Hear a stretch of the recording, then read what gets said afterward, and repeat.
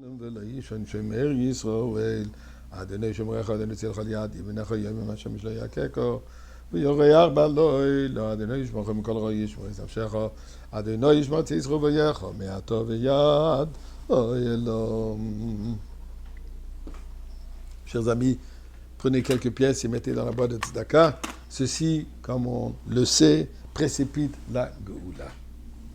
Comme on a déjà mentionné les derniers jours, cette période de Chol HaMoed, des mi-fêtes entre la jeûne qu'on a eue, malheureusement c'était un jeûne, c'était pas encore une fête, Shiva Sabat Tammuz, mais certainement Tisha B'Av sera une fête. Donc nous sommes maintenant dans le Chol HaMoed, dans les mi-fêtes de la Géoula. C'est le moment de chanter. Mais la halakha veut qu'on n'a pas le droit d'écouter de la musique. Mais on peut certainement discuter musique. Quelle musique je vais discuter? Eh bien, on vient de réciter le Shir HaMa'alot, qui est le chant d'ascension, des marches, reliées aux 15 marches qu'il y avait dans le Beth Amikdash, sur lesquelles les Lévis chantaient, jouaient des instruments à différents moments. Alors je voudrais discuter un tout petit peu aujourd'hui de cette musique, de cette chorale qui a eu lieu régulièrement dans le Beth Amikdash, qui a institué qu'est-ce qui chantait, qui chantait, qu'est-ce qui se passait pendant qu'il chantait. Quelques détails. Eh bien, David HaMelech, le roi David, c'est lui qui a divisé les Lévis en 24 groupes. Et chacun de ce groupe, chaque groupe a servi pendant une semaine dans le Beth Amikdash. Bien sûr, puisqu'il y avait 24 groupes, donc plusieurs pouvaient se répéter 2 fois par année. De la même manière que les Kohanim, ils ont été divisés en 24 groupes pour qu'eux fassent leur service, leur responsabilité qu'ils avaient au sein du Beth Amikdash. Les Lévis avaient principalement 2 devoirs. Un qui était garder le temple, puisque nous savons qu'au Beth Amikdash, il y avait les gardes de sécurité, aussi les gardes-corps, gardes d'honneur, fermer les portes, ouvrir les portes, et ainsi de suite, ainsi que chanter dans le Beth Amikdash. Bien sûr, il devait avoir une bonne voix pour pouvoir chanter.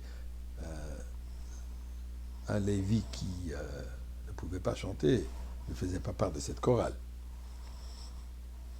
Donc probablement, lui, il était assigné à garder, à être un des gardes. D'ailleurs, il est dit que celui qui est assigné comme garde ne peut pas chanter, celui qui est assigné pour chanter ne peut pas être gardien. Chacun a son rôle spécifique. On a mentionné qu'il y avait la chorale, les vocales, qui ont chanté, mais il y avait aussi des musiciens avec des instruments. D'après la Gemara, l'essentiel était la chorale. Les musiciens, comme le dit Rambam, étaient même permis d'être des non-lévis. N'importe quel juif qui était un bon musicien pouvait participer dans la symphonie de musiciens. Tous les jours, quand on amenait le Korban Tamid du matin et le Korban Tamid de l'après-midi, ce qui correspond aujourd'hui à Shacharit et Mincha, et quand on versait le vin avec cette offrande, c'est là où les Lévi'im chantaient. Ainsi que Shabbat, Rosh Chodesh, durant les fêtes. Hallel, pendant le Korban Pessah, l'agneau pascal, on chantait Hallel. D'ailleurs, aujourd'hui, pour ceux qui ont l'habitude d'aller faire la matzah RF Pessah, on chante la Hallel en même temps. Quand on amenait les Bikurim, et surtout, Simchat Bet HaShoevah durant la Chol HaMoed, durant la fête de Sukkot, quand il y avait les danses et cette joie extraordinaire, c'est là où la performance était à l'absolu. En général, l'opinion est qu'ils chantaient que quand il y avait les korbanot, les offrandes communautaires. Mais d'après les Zohar, basés sur les Zohar, apparemment, il pouvait aussi chanter quand un individu amenait son korban privé, amenait son korban khatat pour un péché qu'il a commis ou pour d'autres raisons, un remerciement, korban toda. Et là, il est dit dans la Kabbalah que les Lévi'im regardait si la fumée du Misbéach montait tout droit, ça c'était preuve que son combat est accepté.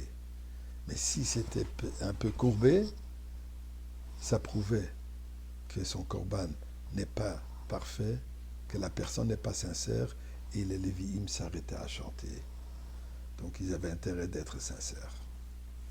Quel instrument? Eh bien, il n'y avait pas de guitare électrique ou de piano électrique. Mais qu'est-ce qu'il y avait? Alors, d'après le Rambam, il y avait au moins 2 lyres, mais pas plus que 6. Au moins 2 flûtes, mais pas plus que 12. Au moins 2 trompettes, pas plus que 120. Au moins 9 harpes, sans limite. Et il n'y avait qu'une seule cymbale. Ribbon Shalom, on veut déjà entendre cette musique.